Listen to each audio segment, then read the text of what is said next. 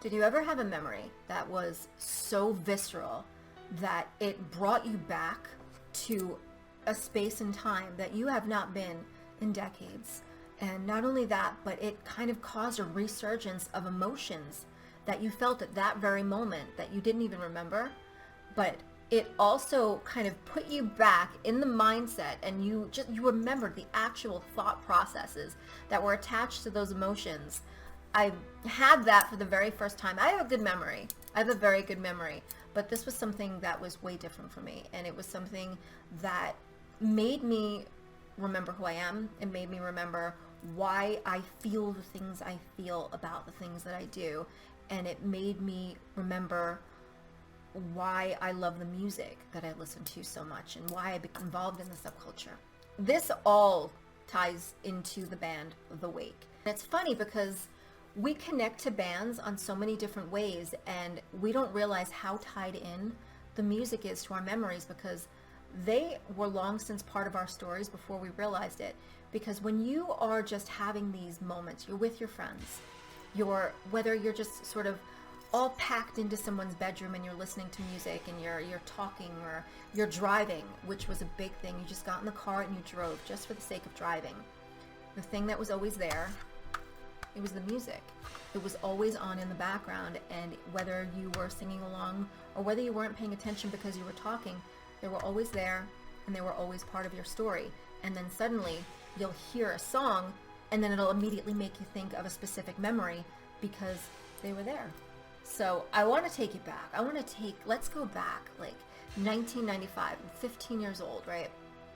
I'm in my old bedroom in my parents' house on Long Island, and I'm still in high school at the time. And the cool thing about CDs, the cool thing about music, is even if you couldn't afford to have a CD, as long as you had a bunch of people around you that listened to the same music, you also had whatever they had, because they would tape it for you, or they would make you a mixtape.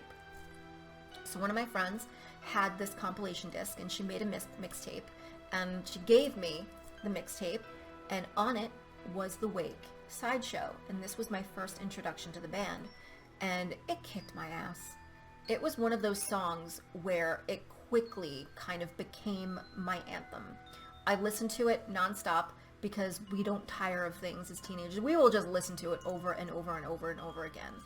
I wanted to know more. I needed more of this band stuff. I became obsessed. I'm like, all right, I'm going to go to my local record store and see what they have.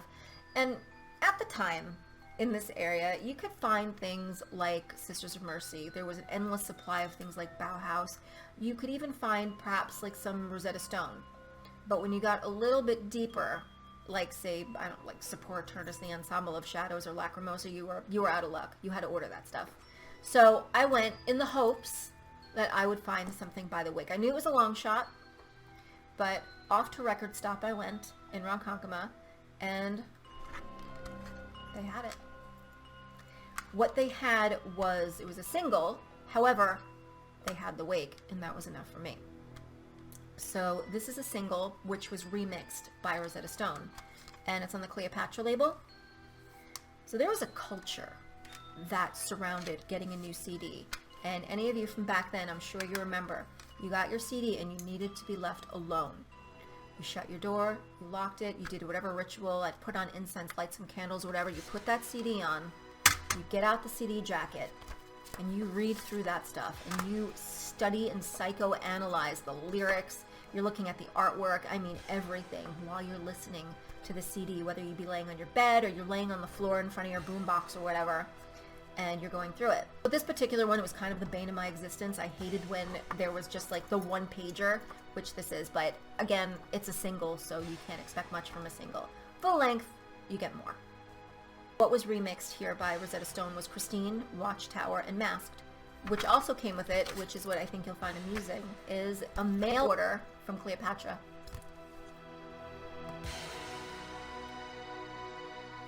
You had to learn to write very, very, very small in order to get everything you wanted on it.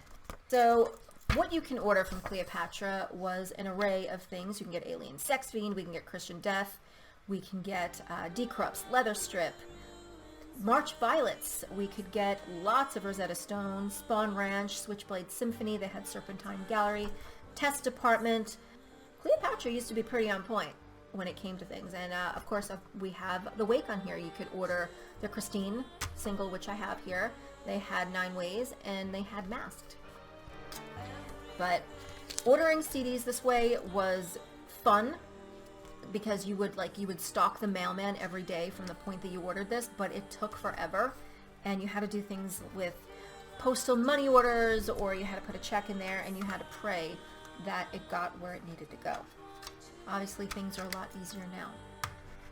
So I got the CD, I listened to it like crazy, and I made sure to get every other release that they made. And I'm one of those people where I don't necessarily need lyrics. I like lyrics, I like vocals, but I can lose myself in just the combination of the bass, the guitar, the drums, and the melody, just all of those things put together. It can create a type of melody that just gives you goosebumps, and you can just disappear and lose yourself just in the melody alone. And one of those songs for me, actually, from The Wake is Silent Siren. Tell me this doesn't do it for you.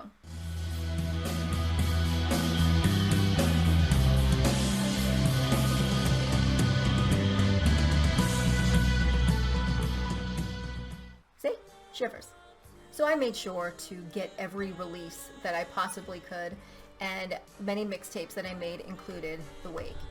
I made a video a couple of years ago called Broken Hearts at the Goth Clubs, and it was about someone that I dated at the time named Davey. It was sort of like a big memory for me in my life, and one part of that story has to do with The Wake, and he visited Ohio back in '96, and this is when he and I were boyfriend and girlfriend. Visited Ohio in 1996, and he sent me a postcard from there, and the postcard was an advertisement for a show that The Wake was playing. And back then, a lot of bands would advertise on postcards, and you could get a lot of different postcards for free, which was really cool. And I wish I kept it. I think Lycia was also playing with them, and I even remember part of what he had written on it. One thing was really funny, but another thing that I remember was was "You're the light in my darkness," and it was completely cheesy in hindsight. But when you're a new goth and you're 16 years old, you're like. A lot of bands have always been part of our story in one way or another, and certain things will pop up and you'll suddenly remember. And I completely forgot about that postcard until I actually saw The Wake last weekend, which was incredible. It was a band that I never thought that I would ever get to see, and I've had a lot of those moments in my life, and I feel very fortunate that I was able to kind of have those experiences, because there were a lot of bands in my life that I felt kind of had long since run their course or had broken up prior to me even discovering the music. And The Wake is one of those bands. So is Sisters of Mercy and Bauhaus, and I got to see them, which was great. So talking about all these different floods of thoughts and emotions and mindsets, something that it also brought about, thinking about that postcard and what was written on it, is the mindset that you are put into when you're a new goth. You're a teenager. My high school was one of the biggest high schools in the nation, and there were a lot of kids in my graduating class. There's just a lot of kids in my school in general. And you heard a lot of music, and there was the whole high school culture and everything. And the music was basic. It was just basic stuff that you were listening to. There was just surface level stuff it did not take a rocket scientist to understand. But suddenly you get involved into goth music, and it's not just a journey melodically, because there's just so much depth in the sound itself. But suddenly lyrically, you have people speaking in poetic metaphors, and it is a crash course in vocabulary. And I remember spending a lot of time trying to decipher a lot of what I was listening to, and it's enriching in those ways because it pushes you to want to learn more. It pushes you to want to understand. So The Wake came back around. The Wake played, and never thought that I'd ever get to see them. And they put out a new CD, Perfumes and Fripperies, but I got to see them. They did 2 shows exactly. One of them in New Jersey and one of them in Spain. And I was fortunate enough that they played just one state away from me. I'm there. I'm standing with Victoria Fashion, who, if you've seen her channel, she recently interviewed The Wake as well.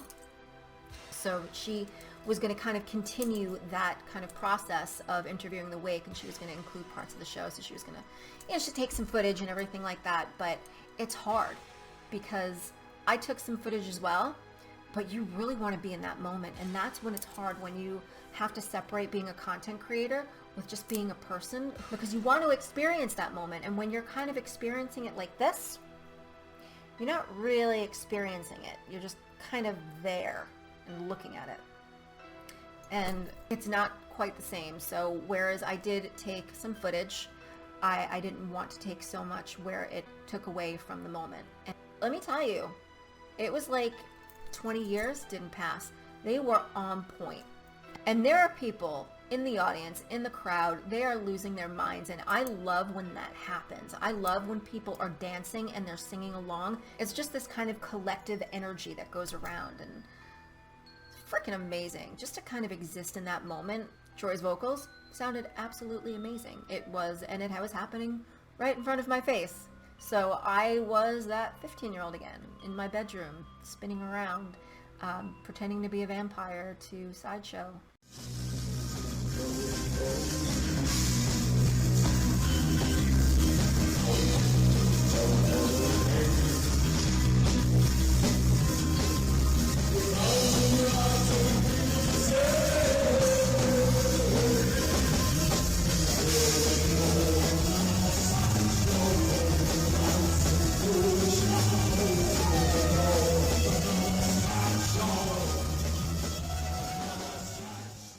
Shows where you can call a certain band, you can call them a studio band, meaning that when they record, they sound amazing.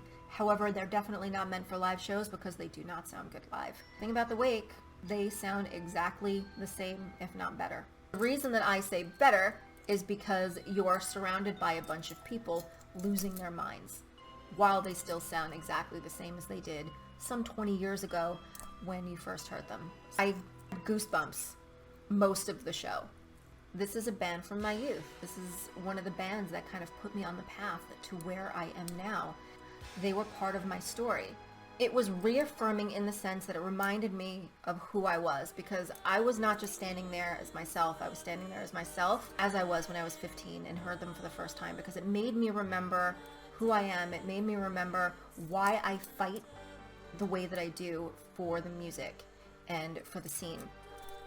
Because we live in a time of excess. We live in a time of information, but just because we have so much information at our fingertips doesn't mean it's necessarily a good thing in a lot of ways. And I say that because when I was younger, it was so much easier to find the things like concerts and shows and events, and to find the goth scene.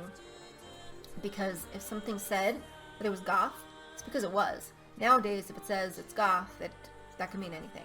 And that's because that word is misused and it becomes a trend, and it becomes tacked onto a person's persona to make them a little bit more niche or more interesting. But unfortunately, when that happens and it becomes a trend, it buries real goth. And the reason we fight so hard against misconception and to keep it a little bit more relevant is so people can find it. Because if it gets buried in that way, the bands that we love so much might not be able to get as much support as they need to keep continuously putting out the music that we love so much. And that's why we fight, because we want them to continue. We want them to be able to get out there and tour, and it's not going to happen if nobody can find them. So it reminded me of why I fight so hard, because I don't want the scene that I love so much and the music that I love so much to die. So, and I'm sure many people share the same sentiment. But again, Perfumes and Fripperies, definitely check it out. Is it worth it? Hell yeah.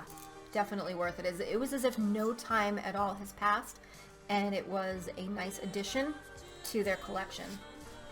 You will see no deviation. It is perfectly on form, and I hope that you enjoy it. I hope you've enjoyed this as much as I enjoyed the show. I hope I conveyed the raw emotion that was felt during that whole event, and hopefully it inspires you to get your butts out there, get to a show. If you have a favorite band and they're touring, go see them. I promise you it's worthwhile. But check out The Wake. If you're curious about what they sound like, check YouTube, check Bandcamp. You can have a good listen. I promise you, you will not be disappointed.